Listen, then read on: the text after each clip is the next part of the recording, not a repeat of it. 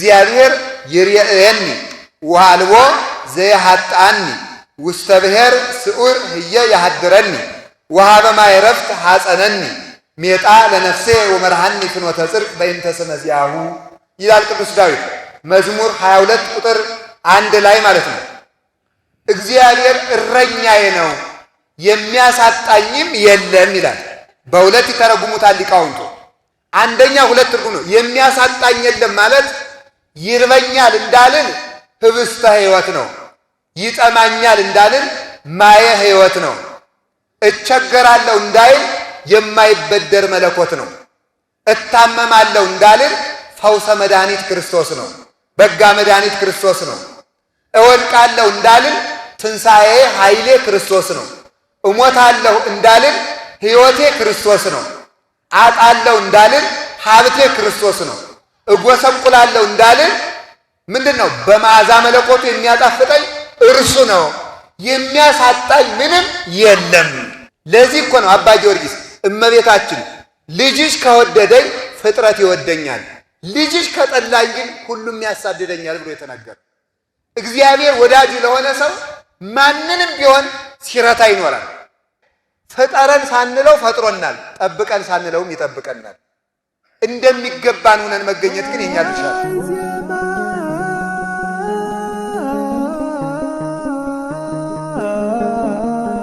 የእግዚአብሔር ቤተሰቦች፣ የእናታችን የቅድስት ድንግል ማርያም ልጆች፣ አባቶች፣ ካህናት፣ የተከበራችሁ ምዕመናን በእግዚአብሔር ስም እንደምን ሰነበታችሁ? እንደምን ዋላችሁ? እንደምን አመሻችሁ?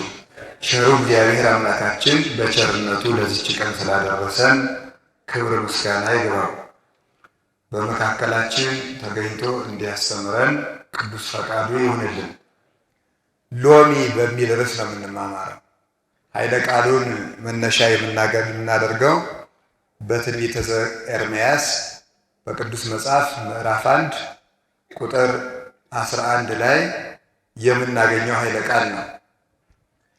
ኤርምያስ ማለት ብርሃን ዘተፈነወ እምኀበ እግዚአብሔር ማለት ነው። ከእግዚአብሔር የተላከ ብርሃን ማለት ነው። ኤርምያስ ማለት ብርሃን መስታወት ማለት ነው። ጨለማ ሲበዛ ድንጋይ ይደበቃል፣ ከዋክብት ይደምቃሉ። መከራ ሲበዛ ቅዱሳን ይገለጣሉ፣ ኃጥአን ይደበቃሉ። ጨለማ የሚያስደነግጠው ወይም የሚሰውረው ለድንጋይ ነው። ለኮከብ ጨለማ መድመቂያው ነው፣ ለድንጋይ መደበቂያው ነው። መከራ ለክርስቲያን መድበቂያውና መብዣው ነው ማለት ነው። ክርስቲያንን የሚያበዛው መከራ ነው። ክርስቲያንን የሚያሳንሰው ኃጢአት ነው። ነቢዩ ኢዩኤል እንደተናገረ ከአንበጣ የተረፈውን ትል በላው ይላል። አንበጣ የተባለ ክህደትና ምንፍቅና ነው። ከመናፍቅነትና ከክህደት የተረፈውን ኃጢአት በላው ማለት ነው። ብዙውን ክህደትና ምንፍቅና ወስዶታል፣ ፍልስፍና ወስዶታል። ብዙውን ደግሞ ሆዱ አደርባይነቱ ይዞታል። ብዙውን ደግሞ ኃጢአቱ ይዞታል። ብዙውን ስግብግብነቱ ይዞታል። ብዙውን ዘረኝነቱ ይዞታል። የኃጢአተኛ ኑሮ የኃጢአተኛ ሃይማኖት እንደታሰረ እግር ነው ይላል ሲራክ። የታሰረ እግር ካሰበው እንደማይደርስ ዓለም ያሰረችው ሰው በሃይማኖቱ ካሰበው አይደርስም። በዚህ መተብተብ ውስጥ ይኖራል። ኮከብ ለሆነ ግን ጨለማው እንዲያውም ጨለማው በደመና ይበልጥ ሲጠነክር ከዋክብቱ ይገለጣሉ። ቀን ከሆነ ከዋክብቱ ይደበዝዛሉ።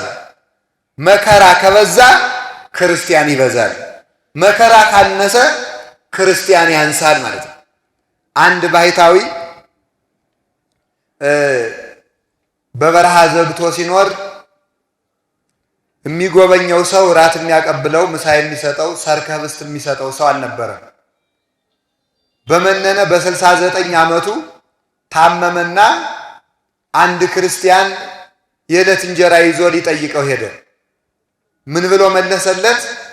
69 ዓመት አብሮኝ የኖረውን እግዚአብሔር ዛሬ መጥተህ ልታለያየኝ ነው ወይ አለ። ምክንያቱም ከመከራ ጋር ሲኖር ከእግዚአብሔር ጋር እንደሚኖር ያውቀዋል። የሚጠይቀው ሲያጣ መላእክት እንደሚከቡት ያውቃል።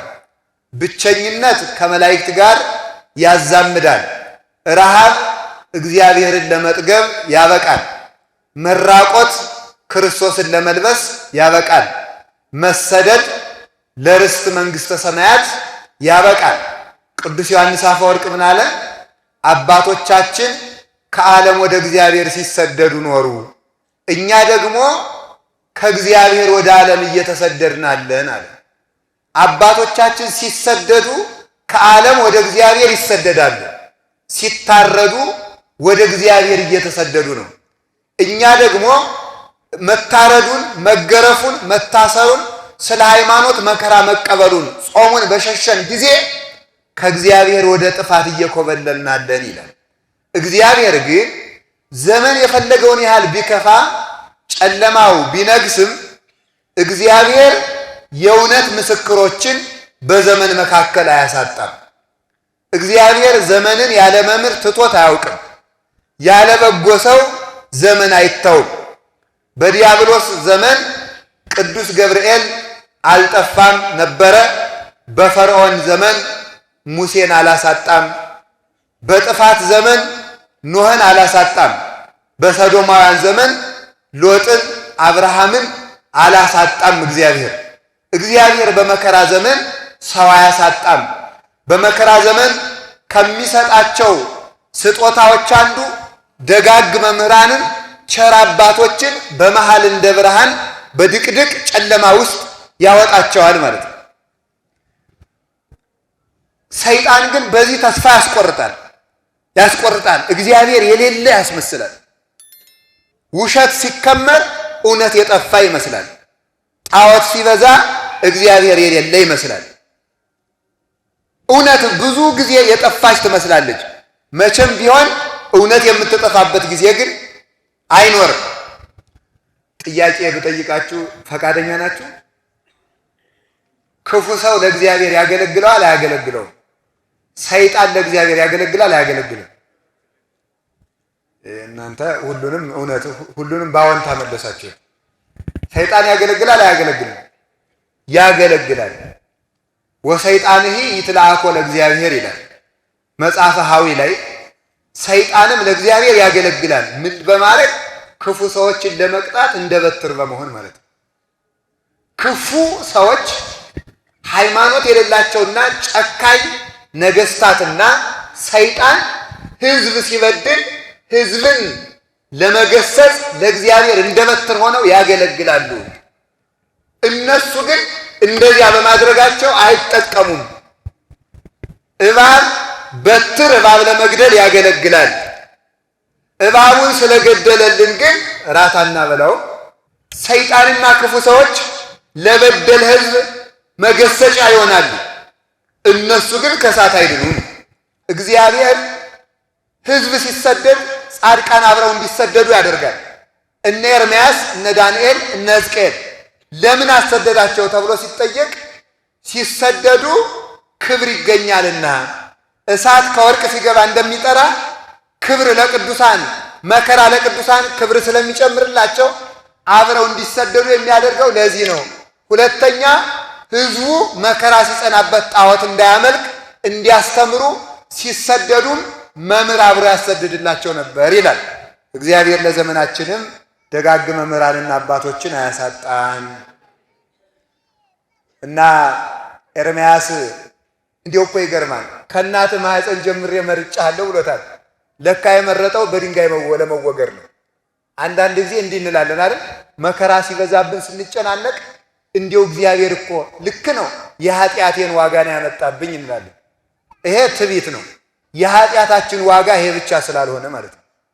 ይሄን የሚያመጣው እግዚአብሔር በቸርነቱ መጠን።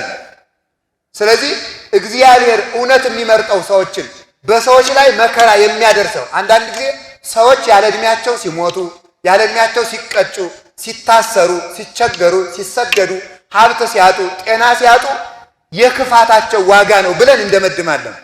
ኤርምያስስ ታዲያ ከማኅፀን ጀምሬ መርጬሃለሁ ብሎ ሲያበቃ ግን በድንጋይ ተወግሮ እንዲያልፍ አደረገው። ስለዚህ እግዚአብሔር ኤርምያስ ስለማይወደው ነው በድንጋይ ያስወገረው? አይደለም። ለምንድን ነው ሲባል እግዚአብሔር በመከራ የሚያሳልፋቸው ወዳጆቹን ስለሆነ ነው።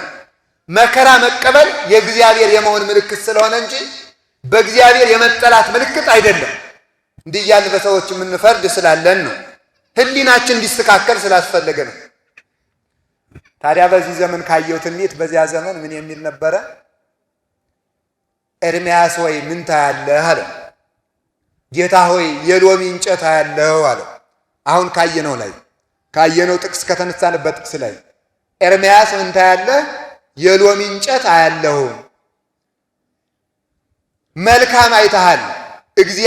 እኔ እግዚአብሔር ያሰብኩትን ለመፈጸም የምተጋ አምላክ ነኝና ሎሚ ማየትህ መልካም ነው ይላል ብሎ እግዚአብሔር መለሰለት። ሁለት ትርጉሞች አሉት። በጣም ብዙ ትርጉሞች ነው ያሉት ለነገሩ። ሎሚ ማለት የቃሉ ትርጉም የሎሚ እንጨት የሚተረጎመው የሎሚ እንጨት እግዚአብሔር ያሰበውን ለመፈጸም የሚተጋ አምላክ ነው የሚል ትርጉም ነው ያለው። የሎሚ እንጨት አንድ ሰው ሲያይ እግዚአብሔር ትጉህ ነው ማለት ነው። እግዚአብሔር ትጉህ ነው የሚለውን ያስተረጉማል። መነኮሳት በምንኩስናቸው መቁጠሪያ ሲያዘጋጁ የሎሚ መቁጠሪያ የሚያዘጋጁት እግዚአብሔር ትጉህ ነውና ይጠብቀኛል፣ እግዚአብሔር ትጉህ ነውና ያተጋኛል ማለታቸው ነው። ስለዚህ ሎሚ እግዚአብሔር ትጉህ ነው ማለት ነው። እግዚአብሔር ይርኤኒ ወአልቦ ዘየሐጣኒ ውስተ ብሔር ስዑር ህየ ያሐድረኒ ወሀበ ማየ ዕረፍት ሐፀነኒ ሜጣ ለነፍሴ ወመርሃኒ ፍኖተ ጽድቅ በእንተ ስመ ዚአሁ ይላል ቅዱስ ዳዊት መዝሙር 22 ቁጥር 1 ላይ ማለት ነው። እግዚአብሔር እረኛዬ ነው የሚያሳጣኝም የለም ይላል። በሁለት ይተረጉሙታል ሊቃውንቱ። አንደኛ ሁለት ትርጉም ነው። የሚያሳጣኝ የለም ማለት ይርበኛል እንዳልን ህብስተ ሕይወት ነው። ይጠማኛል እንዳልን ማየ ሕይወት ነው። እቸገራለሁ እንዳይል የማይበደር መለኮት ነው። እታመማለሁ እንዳልን ፈውሰ መድኃኒት ክርስቶስ ነው። በጋ መድኃኒት ክርስቶስ ነው። እወድቃለሁ እንዳልን ትንሣኤ ኃይሌ ክርስቶስ ነው። እሞታለሁ እንዳልን ሕይወቴ ክርስቶስ ነው። አጣለሁ እንዳልን ሀብቴ ክርስቶስ ነው። እጎሰቁላለሁ እንዳልን ምንድን ነው? በመዓዛ መለኮቱ የሚያጣፍጠኝ እርሱ ነው። የሚያሳጣኝ ምንም የለም ብለው ይቸግራሉ፣ ብለው ይናገራሉ። ሁለተኛው እኔን የሚያጣበት ቦታ የለም ነው። የሚያሳጣኝ የለም የሚለውን የአንድ አባት ታሪክ እናየው እስኪ። እግዚአብሔር ትጉህ ነው የሚለው እንድናስተውል ነው። በእጨጌ ፊልጶስ በአቡነ ፊልጶስ ዘኢትዮጵያ የአቡነ ተክለ ሃይማኖት ልጅ ናቸው። እሳቸው በዘመኑ የነበረውን ንጉሥ ክርስቶስ አንድ ሙሽራ ነው ያለው፣ አንዲት ቤተ ክርስቲያን፣ አንተም ልትኖርህ የሚገባ አንድ ሚስት ነው። ስለዚህ አንተ ብዙ ሚስቶችን እንድታገባ አልተፈቀደልህም ብለው ሲገስጹት አንተ ክፉ መነኩሴ ራቁትህን አድርጌ እገርፋለሁ፣ በቁባቶቼ ፊት አዋርድሃለሁ አላቸው። ታዲያ ምን ችግር አለው? እኔ ትቢያው ባንተ በትቢያው ፊት ራቁቴን ብቆም ነውር የለውም። አምላኬ እንኳ በጲላጦስ ፊት ተከሶ ፊቱን ቆሟል። በዚያውም ላይ አመዱ በአመድ ፊት ራቁቴን ብቆም ነውር የለውም። ነገር ግን አንተ ራቁትህን በሰራዊት ጌታ እግዚአብሔር ፊት ትቆማለህ አሉት። ይህንን መነኩሴ ወስዳችሁ የሚጠጣ ውሃ ከሌለበት፣ የሚበላ ከሌለበት፣ ፍሬ ከሌለበት በረሃ የእሳቱ መጠን እርጥብን ከሚያበስልና ከሚያደርቅ በረሃ ወስዳችሁ ጣሉት ብሎ አዋጅ ነገረ። የዚህ ጊዜ ምን እያሉ እንደሄዱ ልንገራችሁ። ውስተ ኩሉ በሐውርት መለኮቱ፣ ሁሉም የእግዚአብሔር ግዛት ነው እያሉ ሄዱ። ሰው የእግዚአብሔር ከሆነ ፍጥረት ሁሉ የእግዚአብሔር ነው። ምድር በሞላዋ የእግዚአብሔር ናት አለ ቅዱስ ዳዊት። እኔ የእግዚአብሔር ከሆንኩኝ ፍጥረት የእግዚአብሔር ነውና የእግዚአብሔርና የእግዚአብሔር ደግሞ አይጣሉም። እኛ የሰይጣን ከሆን ፍጥረታት እኛን ማጥፋት ይችላሉ። ሰይጣን መበቀል የሚችለው ወዳጁ ነው ጠላቱ ነው? ምን አላችሁ? ጠላቱ እኮ እና አቡነ ተክለ ሃይማኖት እና እነ ቅዱስ ጊዮርጊስ ናቸው። ምን አድርጓቸዋል? እስኪ ንገሩኝ። በመንኮራኩር አስፈጫቸው። አረፍ ነው እንግዲህ ጊዮርጊስ የሚባል ሰውዬ እንዲሁ አረፍነ ሲሉ ቆዩኝ አብረን እንሂድ እያለ በኋላቸው ከች። ማን አንተ ጊዮርጊስ? ቅድም አቃጥለን አልዘራንም? አንተ ሙሴ ወገርክሙኒ እግዚአብሔር አምላኬ ያን ሰዓት ነው እናንተ በተናችሁኝ አምላኬ ሰበሰበኝ። አዲያ ምን አደረጉ? ሰይጣን ጠላቱን እንጂ ወዳጁን መበቀል ማጥፋት አይቻለውም።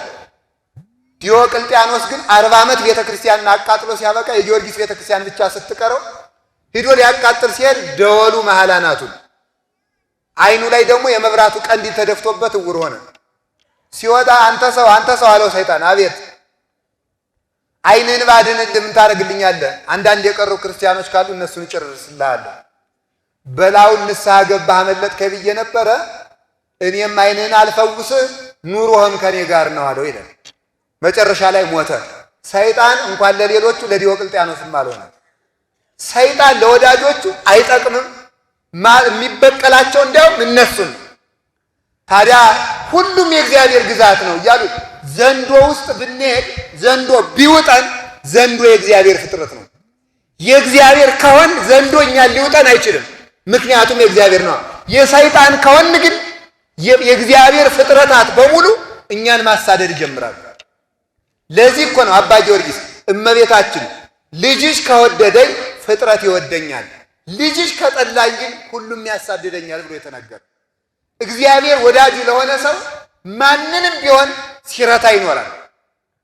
ሁሉም የእግዚአብሔር ግዛት ነው እያሉ ሄደው ከአለቱ ላይ ሰውነት ከሚጠብስ አለት ላይ ወስዶ ሲያስቀምጣቸው ሲባርኩት ውሃ ፈለቀ።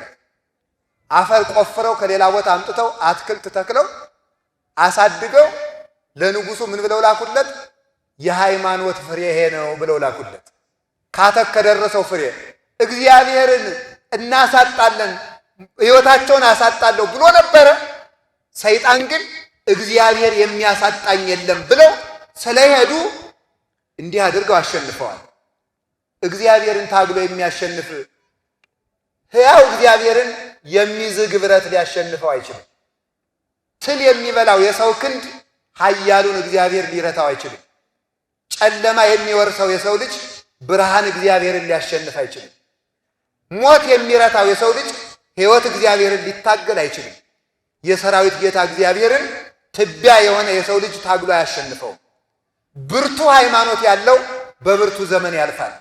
ለዚህ ነው ቅዱስ ዳዊት ለእጆቼ ሰልፍን ያስተማረ ለጣቶቼም መግደልን ያስተማረ እግዚአብሔር ይመስገን። እግዚአብሔር ጦርነት ያሸንፋል? ያስተምራል? ያስተምራል ወይ? አያስተምርም። ለእጆቼ ሰልፍን ያስተማረ የተባለ ማማተብን ያስተማረ ማለት ማማተብን ያስተማረኝ እግዚአብሔር ይመስገን። ጋሻ ሳያነሱ ዝናር ሳይታጠቁ ጦር ሳይነቀንቁ የሚያሸንፉበት ጋሻ መስቀል ነው። ለዚህ ነው ቅዱስ ጳውሎስ እንግዲህ ወዲያ እኔ ያለ የክርስቶስን ማኅተም በሥጋ የተሸክሜያለሁና ማንም አያድክመኝ። እገልሃለሁ ቢለኝ፣ አስራሃለሁ ቢለኝ፣ እቸነክርሃለሁ ቢለኝ፣ አሰድድሃለሁ ቢለኝ እንግዲህ እኔ የክርስቶስን ማኅተም ተሸክሜያለሁና ማንም አያድክመኝ ብሎ ይናገራል።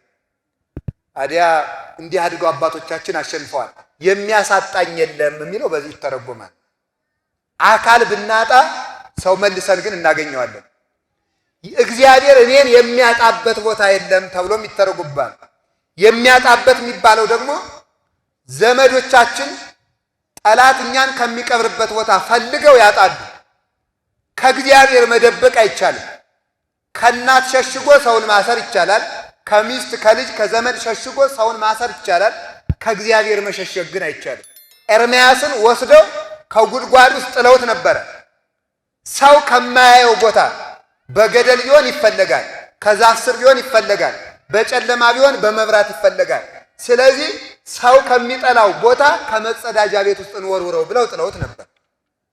ከሰው መደበቅ ይቻላል፣ ከዘመድ ከሕግም መደበቅ ይቻላል። ከእግዚአብሔር መሸሸግ አይቻልም። ሸሸጉት። እግዚአብሔር ግን ያያልና አቤሜሌክን አስነስቶ ከጉድጓድ አወጣው። በሊቃውንት ዘመንም ይህ ተደርጓል። ቅዱስ ጎርጎርዮስ ዘአርማንያን ድርጣድስ የሚባል ክፉ ንጉሥ ወስዶ ከጉድጓድ ውስጥ ጣለው። ሃይማኖትህን ካድ፣ ጣዖት አምልክ ብሎ። እግዚአብሔር ግን አንዲት መበለት እንድትመለከተው አደረገ። የዕለት እንጀራውን በገመድ እያሰረች ከውሃ ጋር ትልክለት ነበረ። እንዲህ እያለ ከ15 ዓመት በላይ ኖረ። በዚያ ጉድጓድ ውስጥ አንዲት መበለት እየመገበችው ማለት ነው። በኋላ እሱ አውሬ ሆነ። አውሬ ሲሆን መቼስ ሰው መገላበጡ አይቀርም። አውሬ ሲሆን ለእህቱ እግዚአብሔር እንዲህ የሚል ራእይ ያሳየ፣ ጉድጓድ ውስጥ የጣለው ጎርጎርዮስ ካልመጣ ወንድምሽ ወደ ሰውነት አይመለስም ማለት ነው። በኋላ ቅዱስ ጎርጎርዮስን አውጥቶ አጥበው ሸልመው በተሸለመች ፈረስ አድርገው እየሳቡ ንጉሱ ከታች ጎርጎርዮስ ከላይ ሆኖ እየሳቡ ሲሄዱ ፈውሶ ሰው አረገው። እንዳይኮራ ብሎ ግን ሰኮናውን አሳማ አድርጎት አኖረው። እግዚአብሔር እንዳንኮራ አንዳንድ ምልክት ይተውልናል አይደለም? እንዳንታበይ ነው። ስለዚህ ተመልከቱ፣ እንዲህ ነው ክርስቲያን ሕይወት ይኑረው እንጂ ተጥሎ አይቀርም። ከእግዚአብሔር አያሳጡንም። ከእግዚአብሔር መታጣት አይቻልም። ከሰው መታጣት ይቻላል፣ ከዘመድ ይሸሸጋል። ከእግዚአብሔር ግን አንታጣም። ቅን ነገር ይዘን ከጠበቅ እግዚአብሔርን የእባብ ልብ ያላቸውን ቢሆን የርግብ ልብ ሰጥቶ መመለሱ አይቀርም። ግን ቅን ክርስቲያን የተስተካከለ እርኩሰትን የተወ የውሸት ክርስቲያን ካለ እውነት ሃይማኖትና ወንጌል እውነት ነውና ኑሮ የለም። ስለዚህ የእውነት የሚኖር ካለ ጽድቅኒ ታግዕዘክሙ፣ ጽድቅ እውነት ነፃ ታወጣችኋለች ብሏል ጌታ። ኤርምያስን ያወጣው እሱ ነው። በድንጋይ ተወግሮ ሲያልፍ ደግሞ መከራ ተቀብሏል። ስለዚህ እግዚአብሔር ትጉህ ነው። እግዚአብሔር አያንቀላፋም። እግዚአብሔር አይተኛም። ከኛ መካከል እግዚአብሔርን ጠይቆ የተፈጠረ የለም አይደል? ጠበብ ያለ ጆሮ ስጠኝ፣ ሰፋ ያለ ጆሮ ስጠኝ፣ አጠር ያለ ቁመት ስጠኝ ያለ የለም። ፍጠረን ሳንለው ፈጥሮናል፣ ጠብቀን ሳንለውም ይጠብቀናል። እንደሚገባን ሆነን መገኘት ግን የኛ ድርሻ ነው። ስለዚህ ነው ሎሚ ማለት እግዚአብሔር ያሰበውን ለመፈጸም የሚተጋ አምላክ ነው። ይህንን ዘመን ግን እግዚአብሔር ግን የሚፈልገውን ነገር ለመፈጸም የሰው ድርሻ ዋጋ አለ። የሰው ድርሻ ዋጋ አለ። ዘመኑ ደርሷል። የትንቢት መፈጸሚያ ነው። ክፉ ዘመን ነው። ምን ይደረግ? አልቋል። ኤዲያ ጫፍ ላይ ነው ያለው ማለት ትክክል አይደለም። ጌታ ተኝቶ የሞተ ይድናል አላለም። ተግቶ የተገኘ ይድናል ነው ያለው። እየተጋ የሞተ ይድናል፣ ታርዶም ቢሆን ታስሮም ቢሆን። ተኝቶ የሞተ ግን በእሳት ተቃጥሎ ቢሞትም አይድንም። ስለዚህ እንደሚገባ መሆን እስራኤል እግዚአብሔር ያሰበውን ደግ ነገር የሚያመጣ ቢሆንም ያሰበውን ግን ባሰበው ሰዓት እንዳይደርስልን እኛ እናርቀዋለን። ሰላም እንፈልጋለን። ሰላም ቶሎ እንዳይቀርብልን ግን እኛው እናርቀዋለን። 40 ዓመት 40 ቀን ሊገቡባትን የነበረችውን ከነዓን ልባቸውን አደንድነው ዝሙት ቢሰሩ ጣዖት ቢያመልኩ 40 ዓመት እንዲፈጅባቸው አድርጓል። የክፋት ዘመኑ፣ የጦርነት ዘመኑ፣ የሽብር ዘመኑ፣ የዘረኝነት ዘመኑ የሚርቀው በእኛው ከእግዚአብሔር መራቅ ምክንያት ነው። 490 ዓመት በባርነት እንዲገዙ ያደረጋቸው የክፋታቸው መራቅ ነው። በጎውን ለማቅረብ ክፉውን ለማራቅ ድርሻው የራሳችን ነው። ለዚህ ነው ጌታ መንግሥተ ሰማያት በመካከላችሁ ናት ያለ ሉቃስ ምዕራፍ 17 ቁጥር 21 ላይ። መንግሥተ ሰማያት በዚያ ማዶ አይደለችም፣ ወይም ወዲህ ማዶ አይደለችም፣ ወይም ከምድር በታች ወይም ከመሬት በላይ አይደለችም። መንግሥተ ሰማያት እጃችሁ ላይ ናት ነው። እጃችሁ ላይ ናት። ሰላምን ማምጣት የምትችለው ሰላማዊ ስትሆን ነው። ሰላም ክርስቶስ ያደረበት ሰላምን ያመጣል። ሕዝብ ከሕዝብ ጦርነት ይገጥማል። መንግስት ከመንግስት ጦርነት ይገጥማል። ቅዱስ ዮሐንስ አፈወርቅ እንደሚለው ፊልጵስዩስን በተረጎመበት ድርሳኑ እንደሚለው ግን ሕዝብ ከሕዝብ ከሚገጥመው መንግስት ከመንግስት ከሚገጥመው ጦርነት ሰው ከራሱ ጋር የሚያደርገው ይብሳል። ሰው ከራሱ ጋር ሲታረቅ ከእግዚአብሔር ጋር ይታረቃል። ከእግዚአብሔር ጋር ሲታረቅ አገር ሰላም የምትሆነው ከግለሰብ ሰላም ሲጀምር ነው። በዚህ መሰረት ስንጓዝ በጎውን እናቀርበዋለን፣ ክፉን እናርቀዋለን። ወደ ትርጉሙ ደግሞ ስንሄድ ሎሚ የሚለው ቃል የሎሚን ጠባይ ስታዩት ሎሚ ላዩ ጥቁር ነው፣ መራራ ነው፣ ውስጡ ግን ነጭ ነው። ጠባዩ ይሄ ነው። ቅርፍቱ መራራ ነው። የተረጎመው ደግሞ የኤርምያስን አምጥቶ ቅዱስ ሳዊሮስ ዘአንጾኪያ ሃይማኖተ አበው ምዕራፍ 86 ላይ ተርጉሞታል አምጥቶ። ሎሚ ቅርፍቱ መራራ ነው፣ መልኩ ጥቁር ነው፣ ውስጡ ግን ነጭ ነው። ሲበሉትም ይጣፍጣል፣ ደዌንም ያርቃል፣ ተዋሳያንን ይገላል። እነዚህን ይገላል። ስለዚህ ሎሚ ቅርፍቱ መራራ መሆኑን አትዘንጋ ይላል። ከማሁም ነው የሚላል እለ ይፈቅዱ ይርብው ትሩፋተ፣ በሃይማኖት ተመስርቼ ትሩፋትን አፍርቼ በክርስቶስ አምኜ እግዚአብሔር አባቴ፣ ኦርቶዶክስ ተዋሕዶ ሃይማኖቴ፣ ድንግል ማርያም እናቴ፣ መንግሥተ ሰማያት ርስቴ መኖር ብለው መኖር የሚፈልጉ ሁሉ ኑሯቸው እንደ ሎሚ ነው ይላል ቅዱስ ሳዊሮስ። እንደ ሎሚ ሆነው የሚኖሩ የመንግሥተ ሰማያት ልጆች ይሆናሉ። ሎሚ የተባለች ምንድን ናት ነው? ሎሚ የተባለ መንግሥተ ሰማያት ወንጌል ተስፋ እግዚእነ ኢየሱስ ክርስቶስ ነው። መንግሥተ ሰማያት ሕገ ወንጌል፣ ሕገ ወንጌል ተስፋ፣ ተስፋ እግዚእነ ኢየሱስ ክርስቶስ ምን ይመስላል? ሎሚ ይመስላል። ሎሚ ይመስላል። ሎሚ ቅርፍቱ መራራ ሆኖ ውስጡ የሚጣፍጥ ነገር እንዳለው ጌታችን መድኃኒታችን ኢየሱስ ክርስቶስ የተቀበለው መከራ መራራ ነው። ለእኛ ግን የሚጣፍጥ ድህነት ሰጥቶናል። በመራራ መከራ ውስጥ እርሱ ከሰማይ ሲወርድ እኛን በሰማይ መንግሥቱ ለመቀመጥ አብቅቶናል። የእግዚአብሔር ልጅ የሰው ልጅ በሆነ ጊዜ የሰው ልጅ የእግዚአብሔር ልጅ ለመሆን በቅቷል። እግዚአብሔር ሰው ለመሆን ሲሆን ሰው እግዚአብሔር ለመሆን አረገ ማለት ነው። እግዚአብሔር ሰው ለመሆን ወረደ፣ ሰው እግዚአብሔር ለመሆን አረገ። ክርስቶስ ሲሆን ከሰማያት ወረደ እንላለን። ሰማያት የተባሉ ምንድን ናቸው? ሰማይን ጥሎት አልመጣም። በመጽሐፈ ባሕሪ ሊቃውንቱ እንዳስቀመጡት እግዚአብሔር ከሰማይ ወረደ ማለት ሰማይን ጥሎ መጥቷል ማለት አይደለም። ሰማያት የተባሉ ምልአቱ፣ ስፋቱ፣ ርቀቱ፣ መንግስቱ፣ ልዕልናው፣ እበዩ እነዚህ ናቸው። ከነዚህ በትሕትና ወረደ ነው። ከምልአት ወረደ። ከምልአት ወርዶ በውሱንነት ሲገለጥ ውስን የነበረው ስጋ ምልአትን ገንዘቡ አደረገ። ረቂቅ መለኮት በግዘፍ ሲገለጥ ይዳሰስ የነበረው ስጋ በርቀት ገንዘብ አደረገ። ልዑል የነበረው አምላክ በትሑት ስጋ፣ በድሃ ስጋ፣ በነዳይ ስጋ ሲገለጥ ነዳይ የነበረ ስጋ በአይን መለኮትን ገንዘቡ አደረገ። ልዑል መለኮትን ገንዘቡ አደረገ። መለኮትነትን ገንዘቡ አደረገ። መንግስቱ ዘላለም አካላዊ ቃል ክርስቶስ ትሑት ስጋን አጋንንት ይገዙት፣ ይረግጡት፣ ይጫወቱበት የነበረ ስጋን ሲለብስ አጋንንት ይረግጡት የነበረው ስጋ ደግሞ አጋንንትን የሚረግጥ ለመሆን በቃ ማለት ነው። በዚህ ልዕልና ነው ክርስቶስ ጌታችን ኢየሱስ ክርስቶስ ሰውን ነፃ ያደረገው ማለት ነው። ከልዕልና ወደ ትሕትና፣ ከእበይ ወደ ንዴት ወይም ወደ ትሕትና ዝቅ ብሎ ትሑታንህ በትሕትናሁ አለ።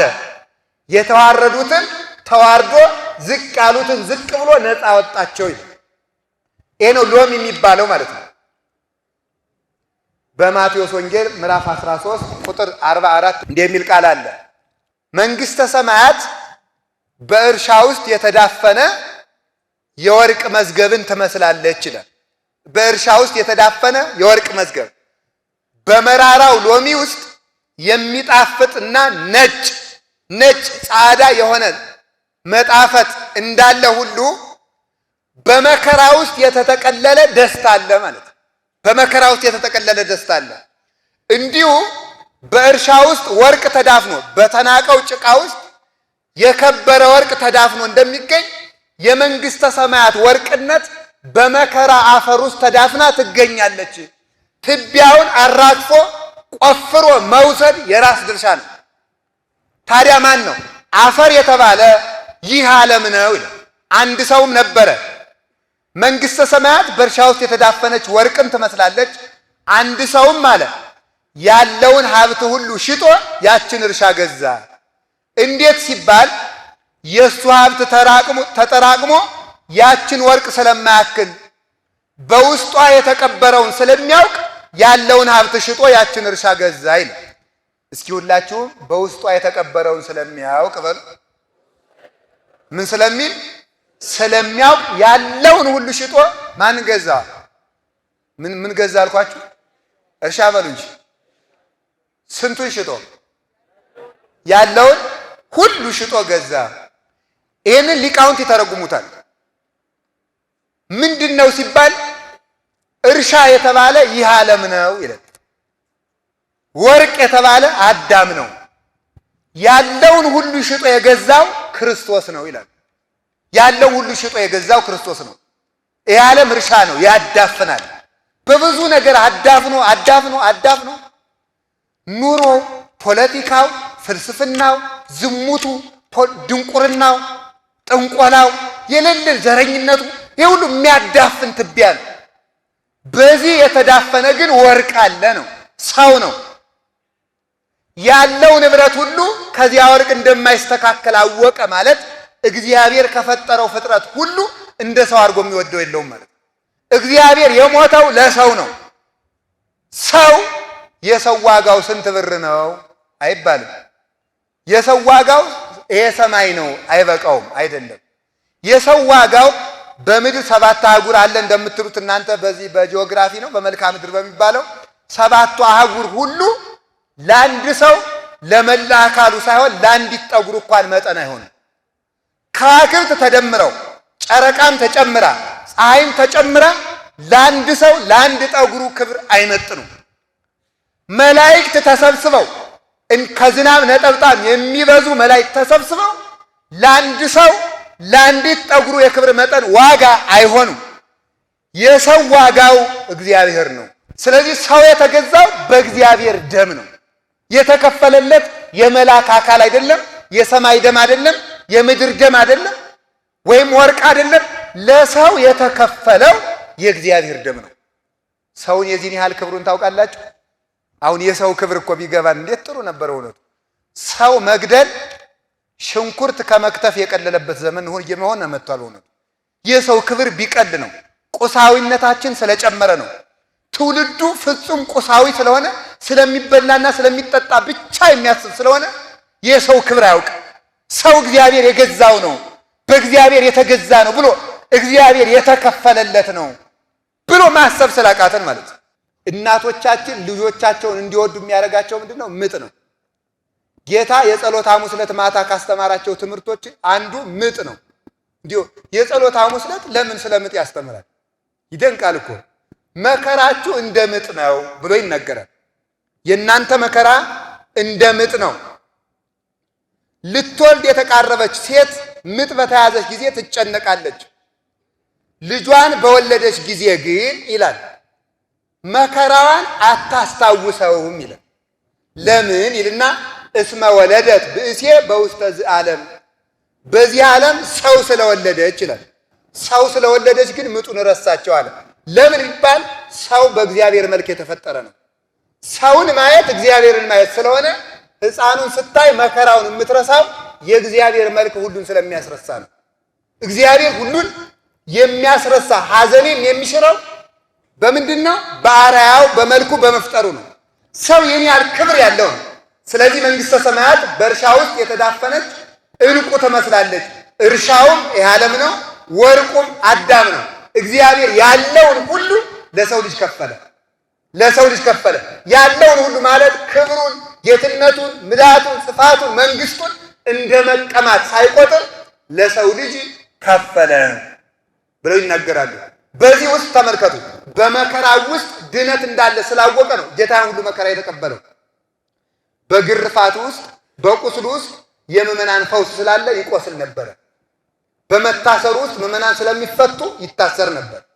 ምራቅ ሲተፋበት ምዕመናን ከኃጢአት ስለሚነጹ ሲተፋበት ይታገስ ነበር። አይሁድ ግን ይጠሉት ብቻ ሳይሆን ይንቁት ስለነበር ምራቃቸውን ይተፉበት ነበር። ይህ የምራቅ መተፋት ለዓለም ከኃጢአት መታጠብን አምጥቷል። ሎሚ የተባለው እሱ ነው። መራራ ነው። በአምላክ ፊት ምራቅ ሲተፋበት፣ ባልንጀሮቻችን እንኳን ምራቅ ሲተፉብን እንሰቀቃለን። በእግዚአብሔር ፊት ምራቅ ሲተፋበት እንዴት ከባድ መራራ መከራ ነው። ግን በዚያ ውስጥ የምዕመናን ድነት አለና ክርስቶስ እንደ ሎሚ በሚመር መከራ ውስጥ ለምዕመናን የሚያነጻና የሚፈውስ ድነትን የሚሰጥ መከራን ተቀብሏል፣ ሕይወትን ሰጥቷል። ቅዱስ ስምዖን ዘአምድ በዓርብ ግብረ ሕማማት ላይ እንዲህ ብሎ ይናገራል። እኔን ወደ አንተ ልትስበኝ አንተ በገመድ ተጎተትክ ይላል። ሲጎተት አምላክ ዓለምን በእጁ የያዘ አምላክ በገመድ እየተጎተተ ሲሄድ እጅግ ፍጡራንን ሁሉ የሚያስደነግጥ መከራ ነው። ግን በዚያ ውስጥ ምዕመናን ወደ ሰማይ የሚሄዱበት መሰላል ተዘርግቶላቸዋል። ይሄ መከራ ሎሚን ያስመስላል። ልክ እንደዚሁ ሐዋርያት፣ ሰማዕታት፣ ደናግል፣ መነኮሳት የተቀበሉት መከራ ሎሚን ይመስላል። ወንጌል እንደዚህ ናት። አባቶቻችን ሲሰደዱ ርስት እንዳላውቀው ስለሚያውቁ ነው። የሚራቡት በክርስቶስ እንጠግባለን ብለው ነው። የሚጠሙት ክርስቶስን እንጠጣለን ብለው ነው። የሚራቆቱት እሱን ለመልበስ አስበው ነው። የወንጌል ኑሮ እንደ ሎሚ ይመራል፣ እንደ ማር ይጣፍጣል ማለት ነው። የእመቤታችን ኑሮ፣ የሰማዕታት ኑሮ፣ የመነኮሳት ኑሮ፣ የባይታውያን ኑሮ ሁሉ የሎሚ ኑሮ ነው። በውስጡ ግን የሚጣፍጥ ሕይወት አለው። ስለዚህ የምትጣፍጠው መንግሥተ ሰማያት ናት። መራራ መከራን ታግሰን ከአባቶቻችን በወንጌል መከራ ተሳትፈን ክብር ለመውረስ ያብቃን። ስብሐት ለእግዚአብሔር ወለወላዲቱ ድንግል ወለመስቀሉ ክቡር። ይቆየን።